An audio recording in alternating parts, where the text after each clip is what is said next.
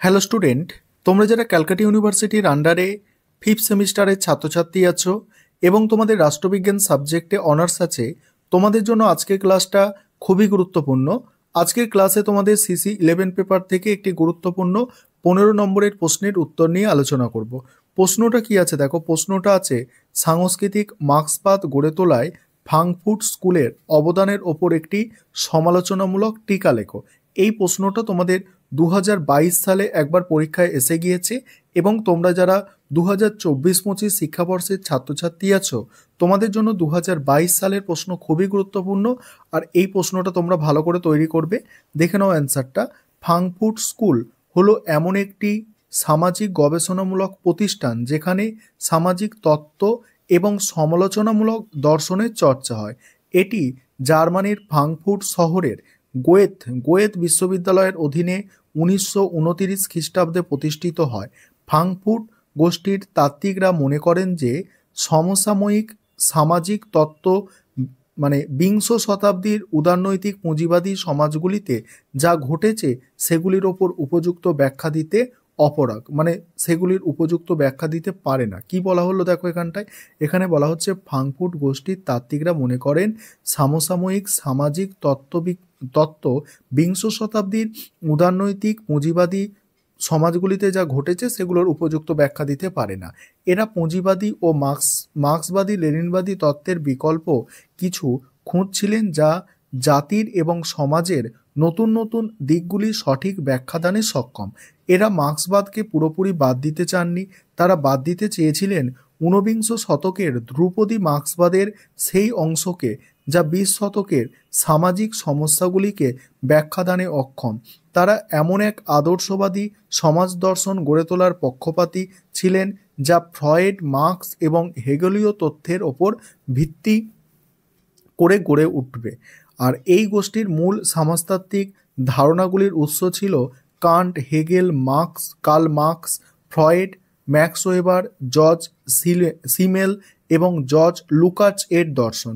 Frankfurt school এবং British সাংস্কৃতিক গোষ্ঠী সাংস্কৃতিক মার্ক্সবাদের ব্যাপারে অনেক মূল্যবান অবদান জুগিয়েছে। এ ব্যাপারে লুকাচ এবং ব্লচ এর অবদান বিশেষভাবে উল্লেখযোগ্য। The work of art in the age of mechanical reproduction গ্রন্থে বেঞ্জামিন লক্ষ্য করেছেন কতগুলি নতুন গণমাধ্যম পুরনো সংস্কৃতিকে সরিয়ে নতুন সাংস্কৃতিক জগতের সূচনা করেছে। তিনি বলেছেন ফটোগ্রাফি, ফিল্ম, রেকর্ডিং এবং পাবলিকেশন ইত্যাদি বহু কিছু আজ সংস্কৃতি জগৎটার আমূল পরিবর্তন ঘটিয়ে দিয়েছে। কালচারাল মার্ক্সবাদের একটি গুরুত্বপূর্ণ ধারা হলো ফ্রাঙ্কফুর্ট গোষ্ঠীর ক্রিটিক্যাল তত্ত্ব। এই তত্ত্বের প্রতিনিধিদের চিন্তাভাবনা মোটেই সুসংবদ্ধ নয়, কিন্তু এদের পুঁজিবাদ সম্পর্কে তীব্র সমালোচনামূলক বিশ্লেষণ, পুঁজিবাদের সংকটের পর্বে ফ্যাসিবাদের উত্থান ও তার আগ্রাসী স্বৈরতান্ত্রিক চরিত্রের ব্যাখ্যা, প্রতিষ্ঠিত সোভিয়েত মডেল গণতন্ত্র বিরোধী যান্ত্রিকতামুখী ঝোঁকের সমালোচনা ইত্যাদি বিষয়গুলি ম্যাক্স হরখাইম এবং হারবার্ট মার্কিউজ, ওয়াল্টার বেঞ্জামিন প্রমুখকে ভীষণভাবে নাড়া দেয়। তারা ওইসব বিষয়গুলি নিয়ে গভীর ও মৌলিক বিশ্লেষণে নিজেদের নিযুক্ত করে।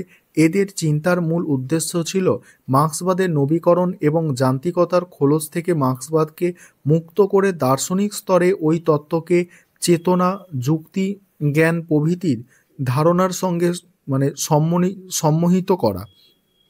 এই গোষ্ঠীর চিন্তাভাবনার প্রধান লক্ষ্য ছিল প্রত্যেক রাজনীতি ও পার্টি সংগঠনের প্রশ্নকে অনেকটাই উপেক্ষা করে মার্ক্সবাদকে মূলত পুঁজিবাদের সমালোচনামূলক তত্ত্ব হিসাবে দেখা। জার্মানি এবং ইটালিতে ফ্যাসিবাদের উত্থান, ইউরোপে শ্রমিক আন্দোলনের ব্যর্থতা, সোভিয়েত ইউনিয়নের সমাজতন্ত্রের বিকৃতি ইত্যাদি ঘটনা ফ্রাঙ্কফুর্ট গোষ্ঠীর তাত্ত্বিকদের প্রত্যক্ষ রাজনীতি ও রাজনৈতিক আন্দোলন সম্পর্কে বিমুখ করে তোলে। একই সঙ্গে এদের চিন্তা বহুলাংশে মার্ক্সবাদকে তথ্য সমৃদ্ধ ও বিজ্ঞানসম্মত করে তোলে। এইভাবে ফ্রাঙ্কফুর্ট গোষ্ঠী সাবেকি মার্ক্সবাদের বৃত্তের বাইরে গিয়ে অনেক প্রচলিত ও নতুন বিষয়ের ওপর আলোকপাত করে। তারপর কি বলা হচ্ছে দেখো, ফ্রাঙ্কফুর্ট গোষ্ঠীর প্রধান বক্তব্যগুলি হলো নিম্নরূপ। 1 নম্বর কি বলা হচ্ছে দেখো, একচেটিয়া কারবারের উদ্ভব রাষ্ট্রকে প্রভাবিত করে এবং রাষ্ট্রের অর্থনৈতিক ক্রিয়াকলাপকে সংরক্ষণ ও সুরক্ষিত করে। এইভাবে আধুনিক আর্থসামাজিক ব্যবস্থায় অর্থনীতি ও রাজনীতির ক্ষেত্রে একটা বড় বোঝাপড়া লক্ষ্য করা যায়। 2 নম্বর হচ্ছে রাজনীতি ও অর্থনীতি। এই বোঝাপড়ার দরুন সরকারি ও বেসরকারি উভয় প্রকার আমলাতন্ত্রের দ্বারা সমাজের উৎপাদন ব্যবস্থা নিয়ন্ত্রিত হয় এবং এই সব আমলারা পুঁজিপতি শ্রেণীর নেতৃত্বে কাজ করে।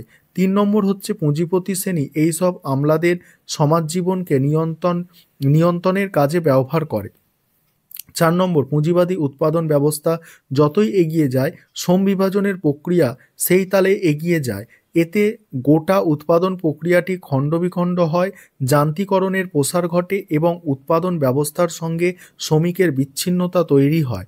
তারপরে কি বলা হচ্ছে দেখো, একদিকে জ্ঞান ও কর্মের মধ্যে বিভাজন, অন্যদিকে উৎপাদনের সঙ্গে শ্রমের বিচ্ছিন্নতা, এই দুইয়ের যৌথ প্রভাবে শ্রেণী চেতনা হ্রাস পায়, গোটা শ্রমিক শ্রেণী বুর্জোয়া আধিপত্য চলে আসে, শ্রমজীবী মানুষের উদ্দেশ্য সিদ্ধির মাধ্যমে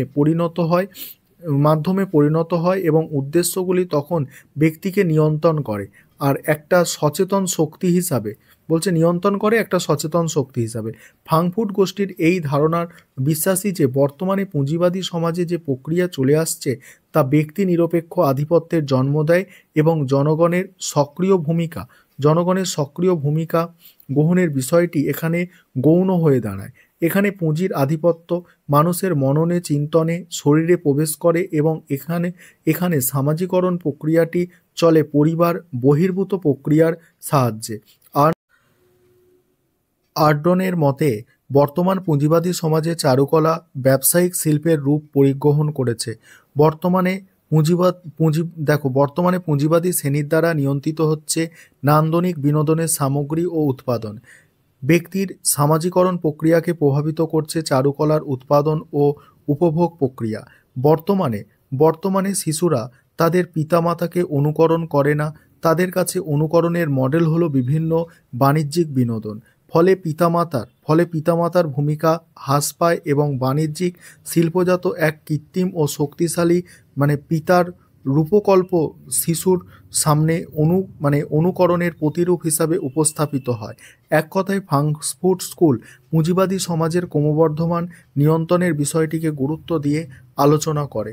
ফ্রাঙ্কফুর্ট স্কুল নিঃসন্দেহে মার্ক্সীয় সমাজবাদের একটি নতুন দিক উন্মোচন করেছে, কিন্তু এর মাধ্যমে সমকালীন পশ্চিমী সমাজের ঘটমান শ্রেণী সংগ্রাম, রাজনীতির দিকটা অনেকটা অবহেলিত থেকে গেছে। এই ধরনের সমাজতন্ত্রীদের অবস্থান শ্রেণী সংগ্রাম ও রাজনীতি থেকে অনেক দূরে। এর কারণ হিসাবে উল্লেখ করা যায় ফ্রাঙ্কফুর্ট স্কুলের অধিকাংশ সদস্যই ছিলেন বিশ্ববিদ্যালয়ের অধ্যাপক। তাদের সঙ্গে শ্রমিক আন্দোলনের যোগাযোগ নেই বললেই চলে। এই প্রশ্নটা তোমাদের জন্য খুবই গুরুত্বপূর্ণ, তোমরা অতি অবশ্যই এটা ভালো করে তৈরি করো।